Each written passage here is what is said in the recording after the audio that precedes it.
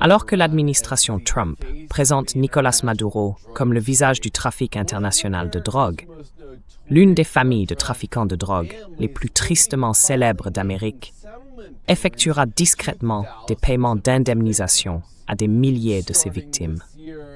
À partir de cette année, la famille Sackler, également connue comme les parrains de la crise des opioïdes, versera des sommes comprises entre 8 000 et 16 000 $ à des dizaines de milliers de personnes à qui l'on a prescrit l'Oxycontin, l'antidouleur sur ordonnance et opioïdes, que les Sackler ont promu de manière agressive et trompeuse auprès du public, comme étant sûrs et non addictifs.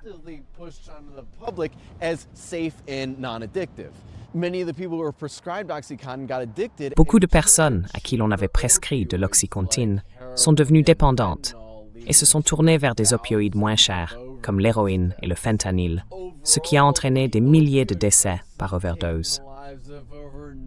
Dans l'ensemble, la crise des opioïdes a coûté la vie à plus de 900 000 Américains depuis 1989. Contrairement à Nicolás Maduro, aucun membre de la famille Sackler n'a passé un seul jour en prison et n'en passera pas, selon les termes de cet accord. Aujourd'hui, nous allons parler avec Ded Yoder, la mère de Chris Yoder, à qui l'on avait prescrit de l'Oxycontin au lycée et qui est mort d'une overdose de fentanyl à seulement 21 ans. Ded fait partie de plusieurs mères qui mènent depuis des années un combat acharné contre les Sackler pour obtenir justice pour son fils.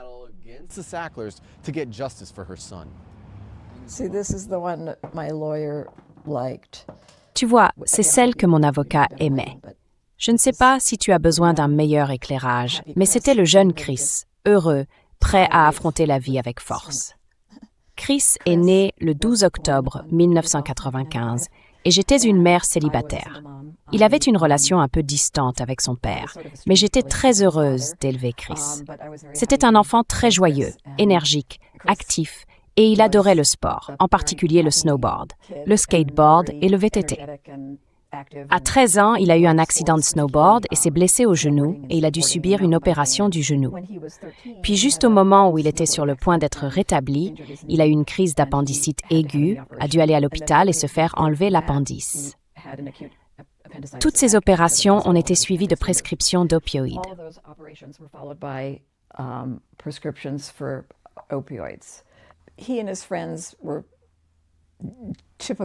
Lui et ses amis étaient des adolescents typiques. Vous savez, ils s'éclipsaient parfois pour boire une bière ou fumer un peu de marijuana, rien d'extraordinaire.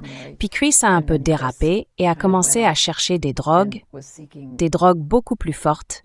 Et ses amis étaient vraiment inquiets et essayaient de l'aider. Au milieu de sa dernière année de lycée, j'ai reçu un appel de son conseiller d'orientation qui m'a dit qu'un de ses amis avait informé un professeur que Chris se droguait à l'héroïne. J'ai failli, je n'arrivais pas à y croire.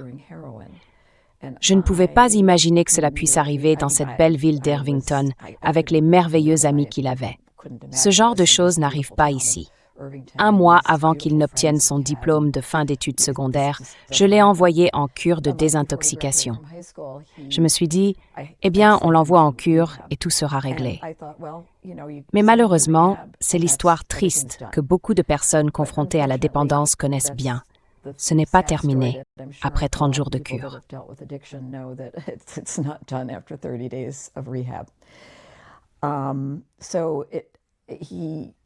Il avait obtenu une bourse pour l'Ithaca College et n'a même pas réussi à terminer le premier semestre. Je veux dire, il s'est complètement effondré. Les 2 années suivantes n'ont été qu'une succession de cures de désintoxication. Il a probablement fait environ 8 centres différents.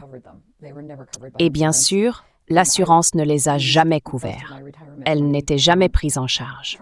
J'ai utilisé la majeure partie de mon épargne retraite pour essayer d'aider mon fils. Mais l'inévitable est arrivé.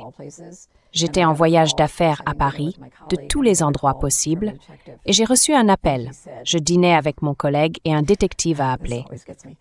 Il a dit « Cela me bouleverse toujours. Il n'y a pas de façon facile de dire cela, mais votre fils est décédé. » Mon fils avait 21 ans à ce moment-là. J'ai dû prendre un vol de 9 heures pour rentrer enterrer mon fils, tout simplement. J'ai toujours aimé cette photo de Chris. Basically. Oh yeah, I always loved this picture of Chris. Était-ce une photo de classe? No, this was just. Non, c'était juste... Maybe it was, actually. Oh, It looks like peut-être que kind of. si, en fait. On dirait bien que oui. Ouais. Il y a, je ne sais pas, plein de photos. Enfin, juste, je crois que c'est en Floride. On y allait souvent. Oh, et le voilà encore avec le garçon blond, James, un peu plus âgé. J'ai dispersé ses cendres à plusieurs endroits. Une partie sur le fleuve Hudson. J'en ai même donné à ses amis lors de la cérémonie commémorative et ils les ont dispersés dans les lieux où ils traînaient à Irvington, comme dans les bois et au bord du fleuve. Et puis j'en ai emporté avec moi au Colorado, j'en ai emporté à Taos, au Nouveau-Mexique où vivait mon frère, j'en ai emporté à Paris. Donc il est un peu partout. Ouais, difficile de croire qu'il n'est plus là. Yeah. But hard to believe he's not here.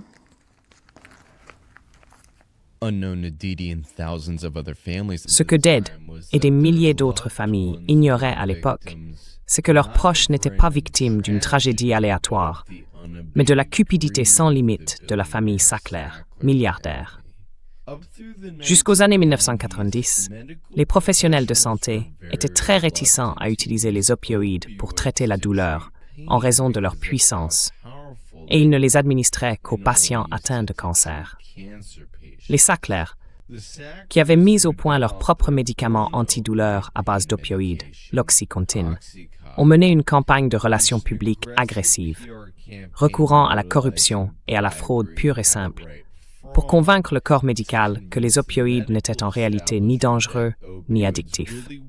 Ils ont réussi, et les Sackler en ont tiré des milliards de dollars.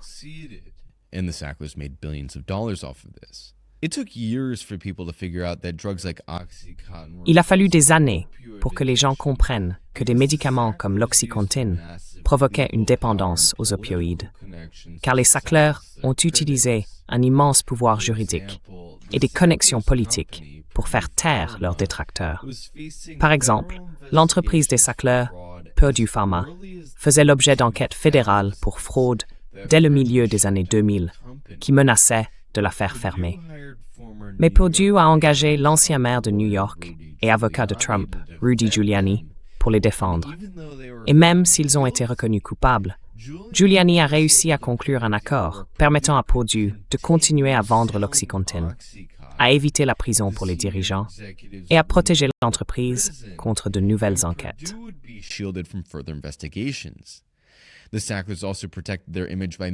Les Sackler ont également protégé leur image en maîtrisant l'art du blanchiment par la philanthropie.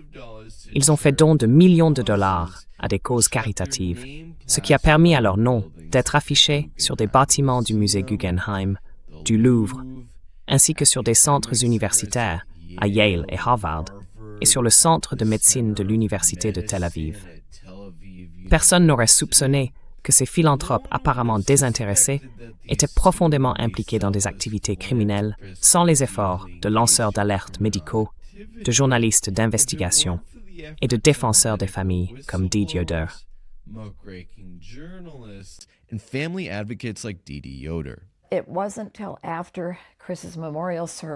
Ce n'est qu'après la cérémonie commémorative de Chris que ma cousine m'a envoyé un article du New Yorker à propos du livre de Patrick Radden Keefe, Empire of Pain. Il racontait l'histoire de la famille Sackler, la manière dont elle avait faussement commercialisé l'Oxycontin et comment on lui attribuait la responsabilité d'avoir déclenché et alimenté l'épidémie d'opioïdes. C'est à ce moment-là que j'ai eu une révélation. Mon fils avait vraiment été assassiné. Je n'en avais aucune idée. Il n'avait aucune chance. J'ai appris depuis qu'il recevait des ordonnances de 30 jours pour de l'Oxycontin. Au bout d'une dizaine de jours, on devient dépendant car c'est un médicament à libération prolongée. Et puis, en l'espace d'1 an, il a subi 3 opérations différentes. C'était comme si tout était joué d'avance contre lui.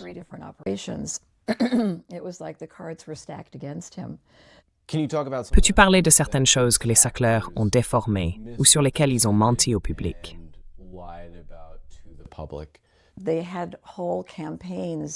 Ils ont mené des campagnes entières. Ils ont créé des organisations à but non lucratif, affirmant que nous ne faisions pas assez pour soulager la douleur. Je veux dire, on leur attribue aussi la création de l'échelle de la douleur dans les hôpitaux, vous savez, de 1 à 10. Ils ont en fait soudoyé la FDA pour modifier la brochure de l'Oxycontin afin qu'elle indique qu'il pouvait être utilisé en continu. L'homme de la FDA, qui s'appelait Curtis Wright, a fini par travailler pour Purdue après avoir quitté l'agence.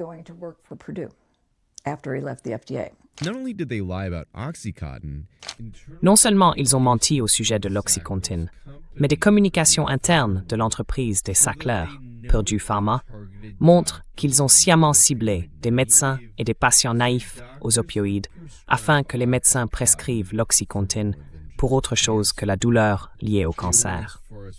Ils sont même allés jusqu'à offrir aux médecins des CD et des peluches, et ont fini par plaider coupable pour avoir versé illégalement des pots de vin. Que pensez-vous de l'approbation de ce nouveau règlement?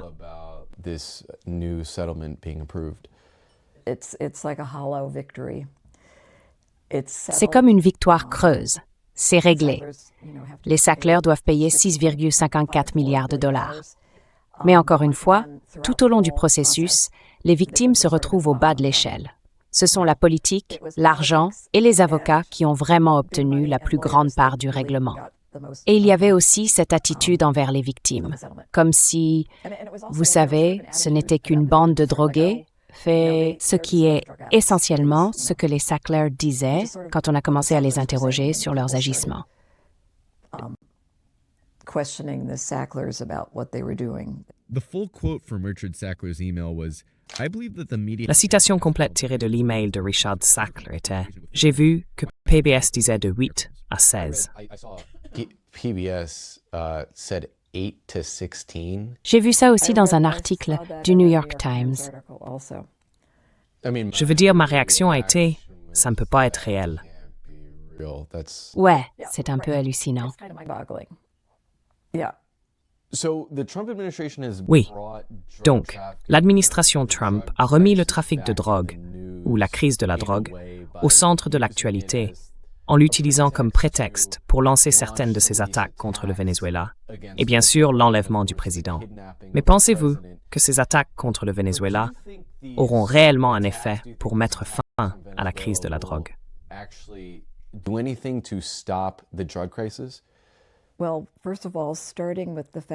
Eh bien, tout d'abord, en commençant par le fait qu'il a gracié le président du Honduras, qui allait être condamné à 45 ans de prison, je viens de vérifier. Il était responsable de l'importation de 400 tonnes de cocaïne à destination des États-Unis sur une certaine période, et il a été gracié par le président Trump. Cela se passe au moment même où il parle de la nécessité d'arrêter l'entrée de drogue aux États-Unis. Et maintenant, on n'en entend même plus parler, parce qu'on parle désormais de pétrole et d'en obtenir. Donc, non, je ne pense pas qu'il s'en soucie, parce que l'essentiel, eh bien, il a aussi parlé du fentanyl qui entre dans le pays.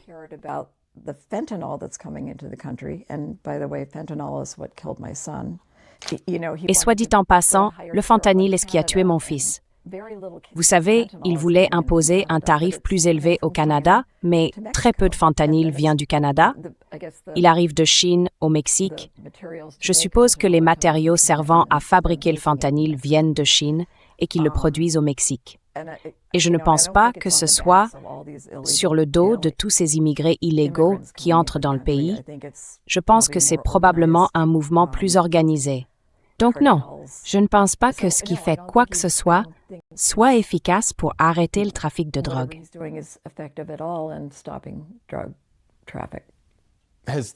L'administration Trump a-t-elle pris contact avec certaines des victimes des Sackler? Avez-vous eu de leurs nouvelles d'une quelconque manière? Rien. Non, je veux dire, en fait, la première administration Trump faisait partie de celles qui ont lancé l'appel contre le premier accord, affirmant qu'il était illégal de leur accorder des décharges à des tiers. Je veux dire, l'administration Biden a également participé à l'arrêt de l'accord, mais elle n'a jamais vraiment contribué à traduire les Sackler en justice.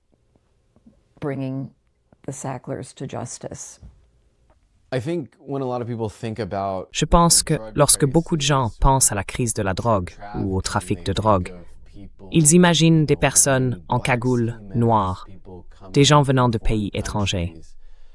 Mais ils ne parlent jamais vraiment du type en costume à $3,000 ou de celui qui voyage en jet privé.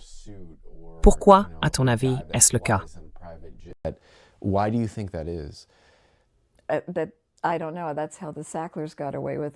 Je ne sais pas. C'est comme ça que les Sackler s'en sont sortis pendant toutes ces années. Tu sais, il y avait un excellent article, je crois que c'était dans le Times ou quelque chose comme ça, intitulé « Des trafiquants de drogue en costume Armani ». Les gens aiment, je suppose, croire aux apparences. Je veux dire, on a toujours considéré la drogue comme faisant partie du monde souterrain ou du... Donc, j'imagine que c'est une question d'image. Qui veut imaginer des gens respectables faire réellement ça? J'espère juste que les choses vont s'améliorer pour que les gens n'aient pas à traverser ce que j'ai traversé, ni ce que les personnes que je connais ont traversé. Chaque jour, je pense au fait que la vie de mon fils s'est arrêtée à 21 ans. Elle n'a pas pu continuer. Et chaque jour, j'en suis rappelée, parce que je suis entourée de gens qui ont de nouveaux petits-enfants, qui vont au mariage de leurs enfants, et moi, j'aurais jamais ça. Alors, c'est quelque chose dont on ne se remet pas. Ce serait formidable de voir des progrès à ce sujet pour les autres. Oui.